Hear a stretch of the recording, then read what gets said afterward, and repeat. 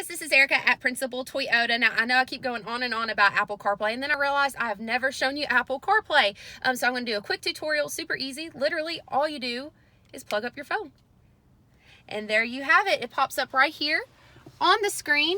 Any apps you have on your phone that are Apple CarPlay compatible will be here. Of course, your text messages, phone calls, your Google Maps will be on here.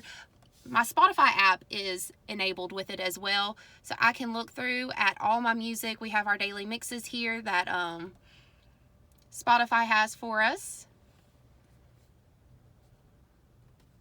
Your phone calls, of course, you can look at your recents, your contacts, your favorites list. All that is right here.